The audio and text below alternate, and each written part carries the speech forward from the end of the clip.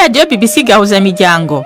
Ivugira i Londres kuri metero 19, 25, 31 na 41 ku mirongo ya FM mu karere k'ibiyaga binini no kuri internet kuri bbcgahuza.com.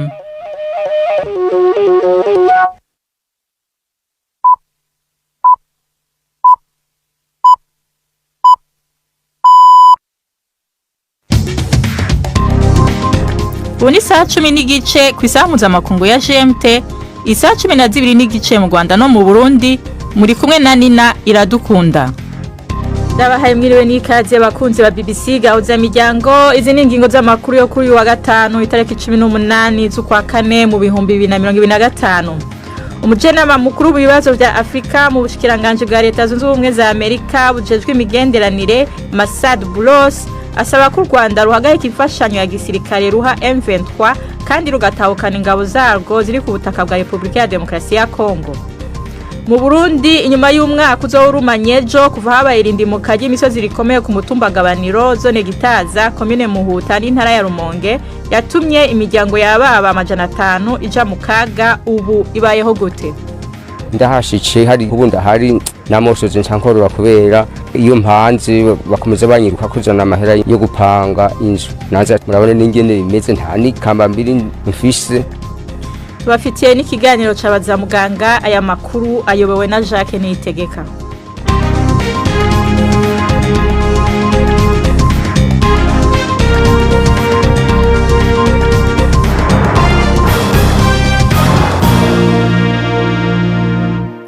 Idoni David byose ari mu kanya. Prime ndi kumagenga yaje kudushikiriza ayavugwa ku isi adushikiriza yo muri studio zacu za Nairobi. Umushikiranganje wa Leta Zunze Ubumwe za Amerika jeje imigenderanire yagabishije yuko Amerika izohagarika kugerageza kurondera amasezerano y'amahoro hagati y'Uburusiya na Ukraine mu gihe atabimenyetso byoboneka yuko hari intambwe iri kwiraterwa mu misi ya vuba. Marco Rubio yavuze yuko iyo atari intambara ya Amerika kandi ko igihugu gifise ibindi gishira imbere. Yabivuze ahejeje kubonana n'abanyepolitike batari bake b'abanyaburaya i Paris mu Faransa. Yavuze ko President Trump n'ubu agikeneye ko haboneka amasezerano, ariko yongera ko Leta Zunze Ubumwe za Amerika zifise ibindi zishira imbere. Rubio yabibwiye umumenyesha makuru ku kibuga c'indege ca Le Bourget. Ntabwo tuzakomeza iki gikorwa ibyumweru n'amezi bidashira. Rero tugomba gufata ibyemezo vuba ubu ngubu. Ubwo ndavuga igihe cy'iminsi bikunda bidakunda bigomba gukorwa mu gihe cy'ibyumweru bike. Niba ari uko bimeze tuzabamo, niba atari uko bimeze ubwo tuzajya mu zindi nshingano z'ibanze dufite. Umuvugizi w'ibiro vy'umukuru w'Uburusiya yavuze yuko kuja muri ivyo biganiro ari ingingo Amerika ifata yonyene, ariko ashimika avuga ko ibiganiro bimaze kuba gushika ubu hari intambwe vyagize. Ibiziga by'abasirikare barenga 900 b'abanya Ukraine byasubijwe n'Uburusiya nabwo busubizwa 41. Uko gusubizanya kwafashijwemwo na CICR kumenyekana biciye ku butumwa ku mbuga hwaniro. CICR yavuze yuko abakora amatohoza ba Ukraine bazogerageza kumenya vuba hashoboka umwidondoro w'ivyo biziga. Uburusiya na Ukraine vyaheruka gusubizanya ibiziga mu kwezi kwa gatatu, ico kikaba kiri mu bintu bike ivyo bihugu bigifashanyamwo. Muri Tanzania umugambwe wa mbere ukomeye mu itavuga rumwe n'ubutegetsi ivuga yuko utaziyo indongozi yawo iri inyuma yo gufatwa ku ndwi iheze yagirizwa ivyaha byo guhemuka. Ubutumwa ku kibanza ca Tundu Lissu ku mbuga hwaniro bwavuze ko yakuwe mu ibohero i Dar es Salaam akajanwa n'imiduga. Bwavuze ko umuryango wa Lissu n'abagenzi biwe batemerewe kumuraba kuva afashwe ku wa kane w'indwi iheze. Lissu yafashwe inyuma yo gusaba ko hagira ibihinduka mu buryo bwo gutunganya amatora imbere yuko haba amatora rusangi y'uyu mwaka. Kuva ico gihe umugambwe wiwe Chadema waciye ubuzwa kuzoyajamwo. Aya makuru mwumva na ya BBC. Umushikiranganje wa Iran ajeje imigenderanire yemera ko amasezerano na Leta Zunze Ubumwe za Amerika ku mugambi wa nucleaire w'ico gihugu ashoboka. Abbas Araghchi yabivuze ahejeje kubonana i Moscow na mugenzi we w'Uburusiya Sergei Lavrov. Araghchi yavuze ko ibizoshikwa ko mu ngunga ya kabiri ibiganiro hagati ya Iran na Amerika bitegekanijwe i Roma kuwa gatandatu bizova ku ruhande rwa Amerika. Nubwo dufite ugushidikanya gukomeye kubijyanye n'ibigambiriwe n'uruhande rwa Amerika, uko byagenda kose tuzitabira imishyikirano y'ejo. Repubulika ya Kiyisilamu ya Irani yihe mu buryo bwimazeyo uburemere ikwiriye. Twiteguye kandi neza gukemura iki kibazo binyuze mu mahoro kugira ngo umugambi wa Irani wo gukoresha ingufu za nucleaire mu bikorwa by'amahoro ugerweho. Abahuzi muri Yemen bavuga yuko barashe misile ku bwato bubiri bw'abanyamerika bwiremeka indege no ku kibanza c'igisirikare ca Israel mu kwihora ku gitero c'abanyamerika kivuga ko caguyemwo abantu barenga mirongo 70. Gushika ubu Amerika ntaco iravuga kubivugwa n'abahuzi. Iran yiyamirije ico gitero ca Amerika kuhashikira ibitoro vy'abahuzi ivuga yuko ari c'ubunyamaswa. Amerika yavuze ko ico gitero ku kivuko ca Ras Isa cashaka gushikako kwa rukubuza ko uwo mugwi ushigikiwe na Iran uronka ibikoresho n'amafaranga. Ndangirize muri leta zunze ubumwe za Amerika aho ibiro vy'umukuru w'igihugu bivuga yuko biriko biriga inzira zo gukura mu kazi umukuru w'ibanki nkuru y'igihugu. Jerome Powell aranegurwa cyane na President Donald Trump amwagiriza gukwega ibirenge mu kugabanya urugero rw'inyungu. Kuwa kane umukuru w'igihugu yasabye ko arangirizwa imirimo. Umujenama mu vy'ubutunzi mu biro vy'umukuru w'igihugu Kevin Hassett yabwiye abamenyesha makuru ko ubutegetsi bwa Trump buriko burihweza niba Powell ashobora gukurwa imbere yuko ikiringo ciwe kirangira. President muri Amerika ntafise ububasha butaziguye bwo gukura umukuru wa banki nkuru y'igihugu ariyo bita Federal Reserve. Nina urakoze pime ndi ku magenge kuri amakuru wejeje kudushikiriza.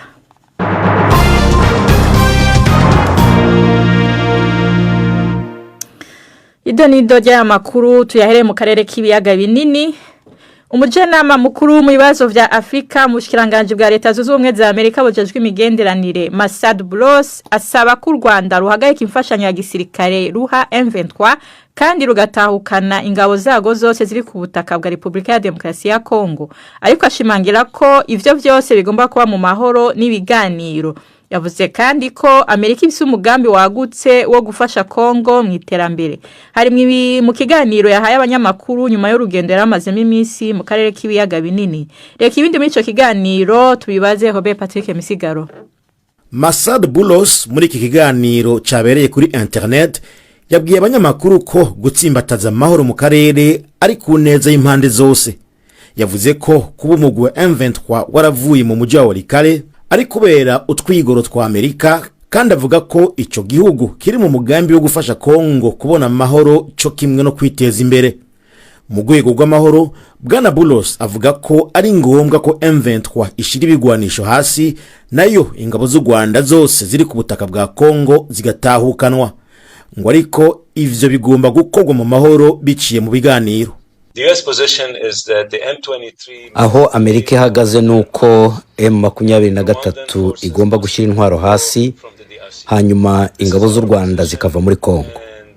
Aho niho duhagaze kandi birasobanutse, twarabisobanuye, tuzakomeza no kubiyobora muri iyo nzira, ariko nubwo mvuze ntyo turabizi yuko ibi bishobora gukemuka mu nzira y'amahoro. Iyi ntabwo ari yo nzira imwe yo kubirangiza hakoreshejwe imbaraga. Ibi bigomba kurangizwa n'ibiganiro kandi mu mahoro. Bwana Boulos yanabajijwe kandi ku mpungenge u Rwanda rutewe n'umuhari wa FDLR gwagiriza gusiga ukoze genocide mu Rwanda, ngo kandi ukaba ugifise umugambi wo gutembagaza ubutegetsi bwa Kigali. Leta y'u Rwanda isanzwe inavuga ko biri mu mpamvu zatumye yongereza umutekano ku rubibe ihana na Kongo. Kuri icyo kibazo Bwana Boulos yabanje kwibutsa ko kiri mu vyo yaganiriye na President Kagame igihe aheruka Kigali. Yego rwose twaganiriye ku bya FDLR n'impungenge biteye. Iki kikaba ari ikintu cy'ingenzi mu kugera ku masezerano y'amahoro. Nureba ibiganiro byose byakozwe, iki nicyo kintu cy'ingenzi u Rwanda rushingiraho, ni nacyo kintu cy'ibanze kizashingirwaho mu biganiro cyangwa se amasezerano y'amahoro agiye gushyirwaho. Buri muntu wese agomba kumva yuko atekaniwe ku kintu nk'icyo giteye impungenge umutekano, yaba muri iki gihe cyangwa se mu bihe bizaza. Uyu mujenama wa leta zunze ubumwe za Amerika ku bibazo vya Afrika yanavuze ko Amerika ifise umugambi wagutse wo gufasha Kongo kwiyubaka igashika ku iterambere rizungukira n'akarere. ngo mu gihe hasanzwe hari n'abandi bafatanya bikorwa ba Kongo. Bwana Bulos avuga ko abanyekongo bo nyene bazokwihitiramwo bamaze kubona ubafitiye akamaro kurusha. Urakoze Robert Patrick Misigaro. Tugume mu karere k'ibiyaga binini mu Burundi aho bukera umwaka uzoburumanye kuva habaye irindimuka ry'imisozi rikomeye ryabereye ku mutumba Gabaniro zone Gitaza komine Muhuta mu ntara ya Rumonge ryatumye imiryango y'ababa 500 ija mu kaga. Iyi miryango yahavuye irungikwa gupanga amazu mu burere butekanye ivuga ko itaronka ubufasha kandi ko yugarijwe n'inzara. Inegura ko inzego z'igihugu zitanabemereye kuja kurima ku mitumba ya Jivako kugira yironderere utwifungura. Mu buyobozi bw'intara ya Rumonge bamenyesheje ko ingingo yafashwe mu ntumbero yo gukingira abo banyagihugu. Jidasi Hundimpundu yishikigabaniro maze adutegurira inkuru ikurikira. Ndahashitse hari ubunda hari namosoje ncankorora kubera nkubu uyemba iyo mpanze bakomeza banyiruka kuzana amahera yo gupanga inzu. Aha Juvan banzira bose ahagaze mu kibanza cahoze mu inzu ziwe. Ubu nta kimenyetso na kimwe cerekana ko hahoze inzu. Zose zahitanywe n'irindimuka ry'imisozi yabaye mu kwezi kwa 4 mu mwaka uheze. Naho rero murabona n'ingene bimeze nta nikamba mbiri mfise. Inzu ziwe aracibuka ingene zari zimeze. Hari inzu ziwanje jine z'abahungu biwanje batatu bararamwe imwe n'iyindi muyabamwe abakobwa n'inzu yiwanje nyene ndakiriramo abashiki hama n'indaro n'igikoni c'impene zararamwe. Ku mugoroba w'igenekerezo rya 19 ndamukiza niho imisozi yo ku mutumba Gabaniro yarindimuka ihitana ibitari bike harimo imirima amazu n'ibitungwa. Imiryango y'ababa 500 yaciye yegeranirizwa ku ishure ry'imyuga rya Gitaza kugira ifashirizweho. Mu nyuma yahavuye irungikwa gupanga yemererwa amafaranga yo kubaho no kuriha inzu.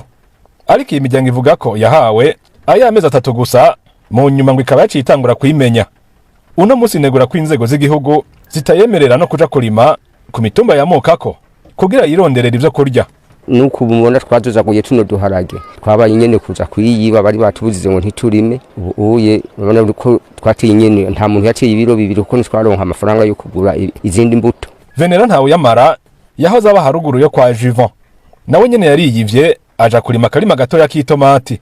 Basaze kuba nk'abashaka kutubuza yuko ngo ntiturime. Natwe niho twavuki. Kwa cyane rufise rukora turiko kuza tukafa kurima muco turima nyene ko nyene. Kuko nta handi turi buzahane. None babanki nababwira gute? Bo batubuza ngo ntiharaguma ngo twaba tugiye gusigura. Aba banyagihugu bavuga ko babayeho nabi. Basaba inzego n'intwaro ko bareka bagasubira kurima ukuri kwamye mu mitumba baturutsemwo kandi zikabaronsa n'uburaro. Dufungura iki tugenda gutsa kabaro bakaduha kanoti tukaza kugura gafu no duharage. Zenifuza gusaba aho noba no twonja nkubu turi mu nzu z'impangano none turoguma mu nzu z'impangano kugeza ryari. Usaba kwere ko bafuma nimba hari ishiramwe ifumi dufasa ikafuma yungunganya ikatufuma itugura ahantu twoba ko nimba ataho boduha. Mu buyobozi bw'intara ya Rumonge bashimangira ko atamunyagihugu numwe arikuriwe gusubira mu mitumba ya Gabaniro. Abdul Ntiranyibagira n'umuyobozi mwishikira mu biro kwa Buramatari. Gusubira ku mutumba ntibishoboka kuko hajya n'ahantu habi nta numwe turasuzumene igihugu. Intora nabagira neza no kurima ntoja kurima. Oya kirazaziririzwa. Bakarima bavaye. Kirazaziririzwa. Kuko ntituzi ujya mutumba wahana mbega bagiyeho bigaca kandi bivyuka bajana ninde azokibaza ico kibazo. Uyu mutegetsi avuga ko abari basanzwe bafise amatonga handi bo bamaze kugenda ngo basavye kubakirwa gusa. Asigura ko ubu hariko higwa ikibazo c'abasigaye. Jidasi Hundimpundu imuhuta. Urakoze Jidasi Hundimpundu. Ubu ni saa 11:43 muri studio za BBC in London. Ni saa 12:43 nyene mu Rwanda no mu Burundi. Aya makuru murayumva no kuri Kisoro FM mu manuko bwa Uganda, kuri Radio Homuriza FM n'isanganiro mu Burundi, ku rubuga rwacu rwa Facebook live na n'urwa internet ariko BBC gahuza miryango. Amakuru yacu arabandanya inyuma y'akaruhuko gato.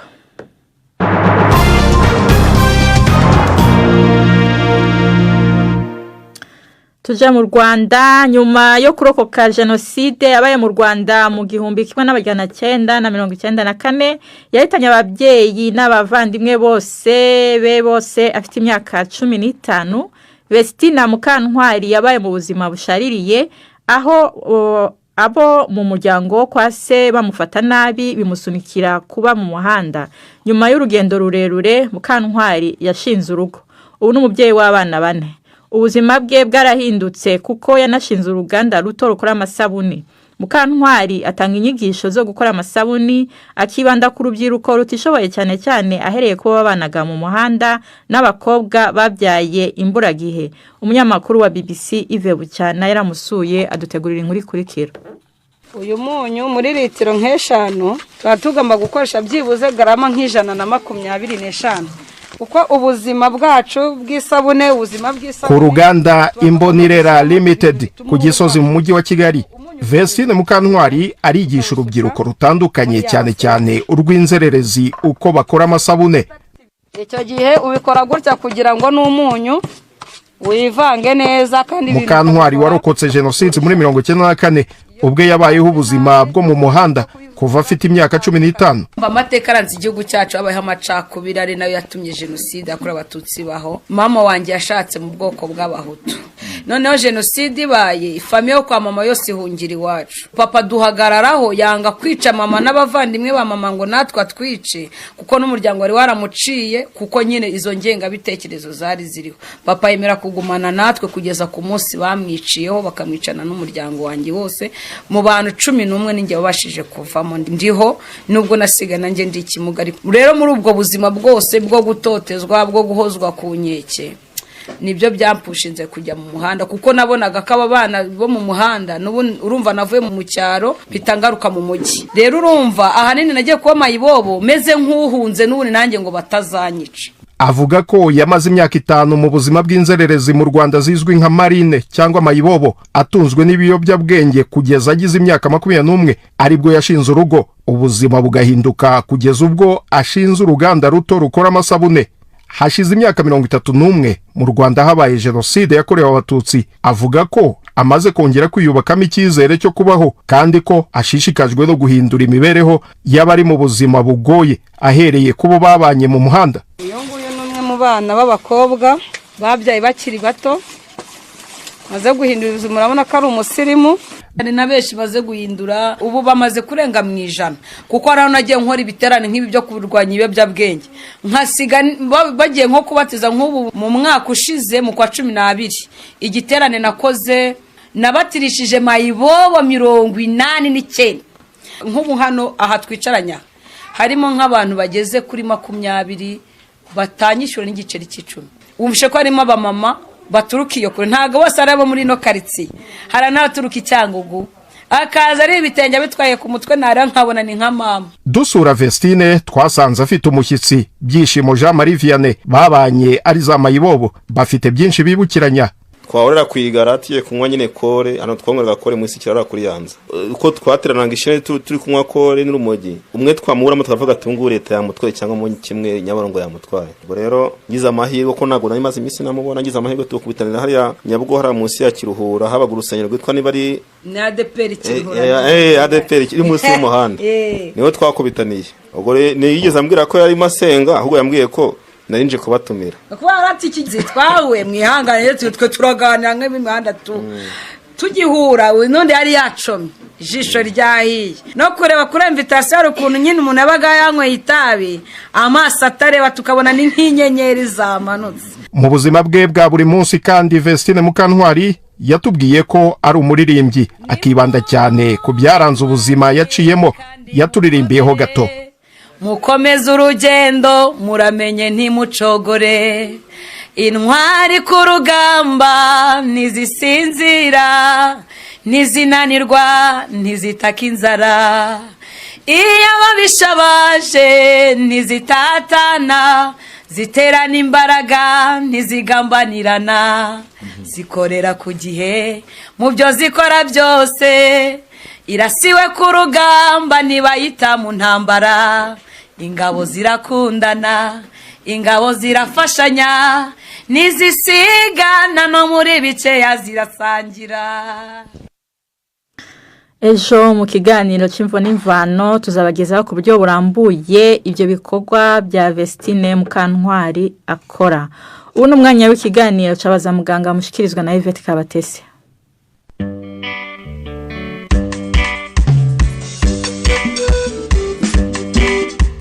mwiriweho neza. Stomatite ni uburwayi bufata mu kanwa bushobora no gushyira ubuzima bw'umuntu mu kaga mu gihe butavuwe n'ubwo bwose butangira busa n'ubworoheje. Muganga Cyrille Semana araburira abantu kuri ubwo burwayi. Stomatite ni uburwayi bufata mu kanwa, ubundi mu kanwa kagizwe n'ibice binyuranye. Hari mu kanwa hariya hejuru aho bita mu rusengero rw'akanwa cyangwa mu nkanka, hari impande z'akanwa twakwita wenda nk'ari inkuta z'akanwa, hari hasi hafi y'ururimi, hari ku mashinya, hari n'ahandi imbere ku iminwa tureba imbere hanze hasohoka. Ibyo bice byose bigize akanwa. Stomatite rero ni uburyo biriya bice byose tuvuze bishobora gufatwa no kubyimba, hakaba hashyuha cyangwa se umuntu akababara, ubundi ukaba wagira umuriro ariko ngo aho hashyushye bishobora gutera umuriro muri rusange. Ikindi twavuga nuko ashobora kuba hatukura. Ibyo bintu byose iyo tubihurije hamwe nibyo bita inflammation yaho mu kanwa, niho bita ibyo bita stomatite. Ubwo rero biba byagenze gute kugira ngo nyine aho mu kanwa himvumbagatanye gutyo hagira iyo inflammation ya stomatite? Biterwa n'impamvu zinyuranye, ariko buriya ibintu byose bituma umubiri usa naho ugira intege nkeya bishobora gutuma mikorobe zifata mu buryo bworoshye ahantu. Ubundi mu kanwa habamo mikorobe ziberamo ubusanzwe ariko zitagize icyo zitwaye umubiri, ariko igihe umubiri wagize intege nkeya za mikorobe ziboneraho zikagira imbaraga zikataka umubiri, noneho umubiri ukarwara. Mu bintu bituma umubiri ushobora kugira intege nkeya twavuga ibintu binyuranye. Tuvuge nk'abantu bafite indwara zitandukanye zituma umubiri ugira intege nkeya nka diabete cyangwa se igituntu, cyangwa se nk'abagore batwite nabo umubiri wabo ushobora kugira intege nkeya, cyangwa se abana cyangwa abasaza cyangwa se abantu barwaye kanseri cyangwa se bafite agakoko ka sida bashobora gutuma umubiri wabo ugira intege nkeya, noneho nabo bakaba bafatwa na stomatite. Ikindi gishobora gutera uburwayi bwa stomatite ni nk'imihangayiko, icyo bita stress, cyangwa se umunaniro. Ibyo byose bishobora gutuma umubiri usa naho ugira intege nkeya, ubwo burwayi bukaba bwagira. Ibindi twavuga bishobora gutera stomatite ni indyo ikenye ku mavitamine, cyane cyane nko ku bana, burya iyo atabonye vitamine zihagije ashobora kurwara ya stomatite. Ikindi twavuga ni ibintu byose bishobora gutuma ya mikeze cyangwa se mu kanwa hangirika, wenda nk'impanuka cyangwa se urugero nk'abantu bafite ari amenyo artificiel, amenyo y'amakorano kujya agenda ashyiramo yakuramo, hari igihe bishobora kwangiza harakushinya bikaba byatera stomatite. Ikindi twavuga ni isuku nkeya, nabyo bishobora gutuma stomatite iza. Yego. Stomatite mwavuze ko ari ububyimbe n'ibindi bimenyetso, byaba biterwa n'utuhe dukoko se? Za mikorobe twavuze zishobora kuba virusi, zishobora kuba ibyo bita bakteri, zishobora kuba ibyo bita champignon, cyangwa se bikaba byaterwa n'izindi mpamvu wenda zinyuranye, ibyo bita traumatisme, ikintu cyatuma hari ahantu hangirika. Ibi byose bishobora gutuma ahantu hasa naho harwara. Izo mikorobe rero zitera hari ahantu zifata muri butandukanye, zikaba zatera ibimenyetso bitandukanye bitewe na mikorobe zarizo. Ibyo bimenyetso rero ni ibihe? Iyo umuntu yarwaye biriya bimenyetso, hari ahantu hasa naho hashyuha ubundi hakabyimba. Iyo habyimbye ashobora gusa naho hashwanyukana bikita gutyo, noneho hakazamo akantu kameze nk'agasebe, ubundi bakita afite niko kagaragara hari mu kanwa. Ako gasebe karababaza cyane, gashobora gutuma rimwe na rimwe n'umuriro uza, umuntu akaba yagira umuriro. Stomatite rero kenshi igaragazwa n'ibyo bisebe biba biri mu kanwa. Utwo rero dusebe ntidushobora kugira ingaruka ku muntu? Dushobora kugira ingaruka kubera ko akenshi iyo umuntu arwaye utwo dusebe, icyambere arababara, agira ububabare bukabije mu kanwa, kurya bishobora kumugora. Iyo bikabije n'igihe no kuvuga bimugora kubera ibyo bisebe biri mu kanwa. Izindi ngaruka akenshi iyo zatewe na bakteri, hari igihe bitera icyo bita abse, ni ibibyimba by'imbere mu kanwa bizamo n'amashyira. Iyo hajemo amashyira rero akenshi urumva nayo biba bikabije, igihe bijyana n'umuriro, bikaba za mikorobe zacengera zikajya no mu maraso, bigatera icyo bita sepsis. Ni uburyo mikorobe zari zirundaniye ahantu hamwe zicengera mu maraso zigakwira umubiri wose, umuntu akaba yagira ibibazo aho zitari ziri zikahagera. Ni ibintu bikomeye kubera ko itavuwe ishobora no guhitana umuntu. Ubu burwayi rero buravurwa muga? Ubwo burwayi buravurwa. Kubuvura icyambere muganga arabanza akamenya impamvu zabuteye, akarizo avura, ariko n'ibimenyetso arabivura, cyane cyane ko mu bimenyetso twavuze harimo ububabare bwinshi. Muganga ashobora gutanga imiti igabanya ububabare, ashobora gutanga imiti ishobora koza mu kanwa kugira ngo bya bisebe byo mu kanwa bise naho bikira. Hari imiti bajyaho umurwayi yinyugurisha mu kanwa. Ashobora gutanga imiti rimwe na rimwe ya antibiotique bitewe na mikorobe uko zimeze, niba ari mikorobe za bagiteri cyangwa se niba ari za candida albicans ushobora gutanga imiti ivura candidoze mbese bityo bitewe n'uko muganga yabibonye. Ariko iyo hajemo bya bibyimba bizamo n'amashyira hari igihe biba ngombwa ko muganga wabimenyereye avura abaze akagenda agafungura cya kibyimba agakoramo amashyira akabona gutanga n'imiti yindi inyuranye. Muganga Cyril Semana watubwiraga ku dusebe tuza mu kanwa bita stomatite ni naha rero dusoreje muramuke neza. Urakoze Yvette Kabatesi na muganga Cyril Semana mweko muraganira ubu naho dusubiza ijambo Yves Bucyana mu kiganiro c'inkino. Imikino kuri BBC gahuza miryango. Mwereho neza bakunze imikino kuri BBC. Amakuru nyahere mu Rwanda mu gikombe cy'amahoro. Umukino ubanza wa kimwe cya kabiri hagati ya Mukura Victory Sport na Rayon Sport wakirinwe iminota 27 gusa mu cyumweru gishize byamaze kwemezwa ko uzasubirwamo kwa kabiri w'icyumweru gitaha. Uwo mukino wahagaze kubera impamvu z'umuriro wabuze ku kibuga nabyo bitewe n'ibibazo ngo bya tekinike. Ishyirahamwe ry'umupira w'amaguru Ferwafa rishingiye kuri raporo yakozwe n'umusifuzi ku byabaye. Komite y'iryo shyirahamwe y'amarushanwa yemeje ko umukino uzasubirwamo. Iba ariko Rayon Sport mu Rwanda izwi nka Gikundiro ntibikozwa, ivuga ko yaba irenganiye mu cyo yita uburangare bw'ikipe ya Mukura ku kibuga cyayo, ahubwo igasaba ko Mukura yaterwa mpaga. Nkiri mu Rwanda kandi shampiyona y'igihugu izakomeza mu mpera z'icyumweru. Imikino myinshi izakinwa ejo kwa gatandatu, harimo Muhazi izakira Rayon Sport mu gihe APR FC yo izaba yakiriye Etincelle, naho Mukura igakina na Kiyovu Sport. APR FC ya mbere irusha Rayon Sport inota rimwe. Mu Burundi naho shampiyona y'umupira w'amaguru izakomeza. Umukino witezwe cyane ni hagati ya Aigle Noir ya mbere na Flambeau du Centre iri ku mwanya wa gatatu. Umukino uzaba ku cyumweru. Bumamuru ya kabiri yo izakina na Dynamique ibarizwa ku mwanya wa 13. Vitalo izakina na Deira, naho Interstar ihure n'Amasipiri. Ku mugabane w'Uburayi ikivugwa cyane n'uburyo ikipe ya Manchester United yaraye ibonye itike ya kimwe cya kabiri y'igikombe cya Europa League isezereye biyigo ikipe ya Lyon yo mu France ku bitego 5-4. Wari umukino udasanzwe. United yari yatsinze 2-0 kugeza ku munota wa 70 imbere yuko Lyon ihindukirana ikabyishyura.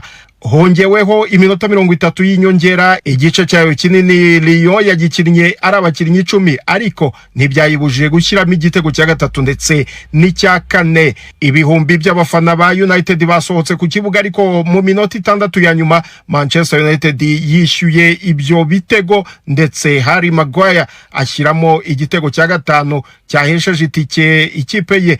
Muri ikigo cya kabiri United izakina na Celtic Bilbao yasezereye Rangers yitsinze 2-0. Soreze kuri shampiyona ya English Premier League, imwe mu mikino izaba mu mpera z'icyumweru ku makipe akunzwe cyane. Ejo kuwa gatandatu Everton izakina na Manchester City. Ku cyumweru Arsenal izaba iri ku kibuga cya Ipswich. Manchester United igakina na Wolverhampton, naho Liverpool ikazaba iri kwa Leicester City. Ayo niyo y'imikino nabahitiyemo uyu munsi. Gendi Yves Bucyana. BBC gahuza miryango muri Afrika no kwisi yose. Urakoze Yves Bucyana. Mbere yo kubasezera nkundira ndabibutse ko umujyanama mukuru w'ibibazo bya Afrika mu bushikiranganje bwa Leta Zunze Ubumwe za Amerika bujejwe imigenderanire Masad Boulos asaba ko u Rwanda ruhagarika imfashanyo ya gisirikare ruha M23 kandi rugatahukana ingabo zago zose ziri ku butaka bwa Repubulika ya Demokarasi ya Kongo. Mu Burundi nyuma y'umwaka uzorumana ejo kuva habaye irindimuka ry'imisozi rikomeye ku mutumba gabaniro zone Gitaza komine Muhuta n'intara ya Rumonge yatumye imiryango yaba amajana 5 ija mu kaga. Ubu ibaye mu buzima bw'ubukene kandi bugarijwe n'inzara. Ndabibutse kandi ko ibiganiro byacu bibandanya no mu misi impera z'indwi. Ku munsi w'ejo muzokumva ikiganiro c'imvo n'imvano.